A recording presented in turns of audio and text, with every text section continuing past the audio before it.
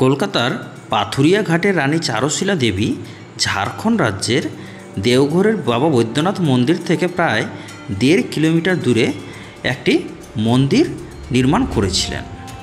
সেই মন্দিরটি হচ্ছে নয়লক্ষা মন্দির বা নলক্ষা টেম্পল। রানী চারুশীলা তার ছেলে যতীন্দ্র ঘোষ এবং স্বামী অক্ষয় ঘোষকে খুব অল্প বয়সেই হারিয়েছিলেন। ঘটনাটি তাকে গভীরভাবে আঘাত করেছিল, যে সে একাকী এবং দুঃখিত বোধ করছিল। একদিন সে তার বাড়ি থেকে পালিয়ে ত্রাণের সন্ধানে বেরিয়ে পড়েন। যখন সে কর্ণিবাদের উদ্দেশ্যে রওনা দিল, তিনি সাধক বলানন্দ ব্রহ্মচারীর সাথে দেখা করেছিলেন। রানী বলানন্দ ব্রহ্মচারীর আশ্রমে কয়েকদিন অবস্থান করেন।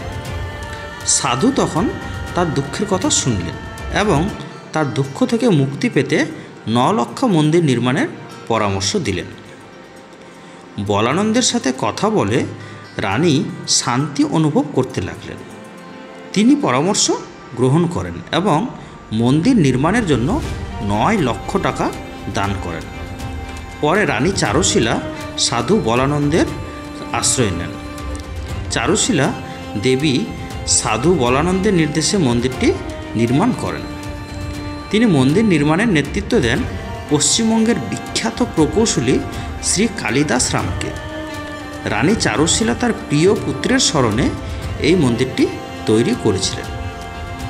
নলক্ষা মন্দিরের স্থাপত্য কলকাতার বেলুড় মঠ রামকৃষ্ণ মিশনের স্থাপত্যের সাথে সাদৃশ্যপূর্ণ।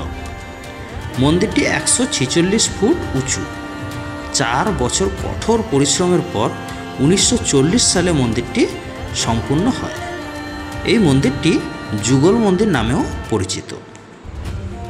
নলক্ষা মন্দিরটি ঝাড়খণ্ড রাজ্যের দেওঘরে অবস্থিত।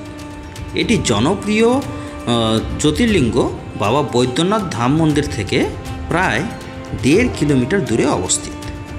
মন্দিরটির এমন নামকরণ করা হয়েছে কারণ এটি নির্মাণ করার জন্য যে রানী ছিলেন তিনি 9 লক্ষ টাকা ব্যয় করেছিলেন।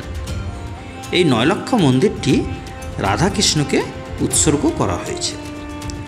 তো বন্ধুরা, আপনারা কে কে এই ঝাড়খণ্ড রাজ্যের দেওঘরে অবস্থিত নলক্ষা মন্দির দর্শন করেছেন অবশ্যই কমেন্ট বক্সে জানাবেন এবং মন্দিরটি ভালো লেগে থাকলে অবশ্যই বন্ধুদের সাথে শেয়ার করবেন। ধন্যবাদ।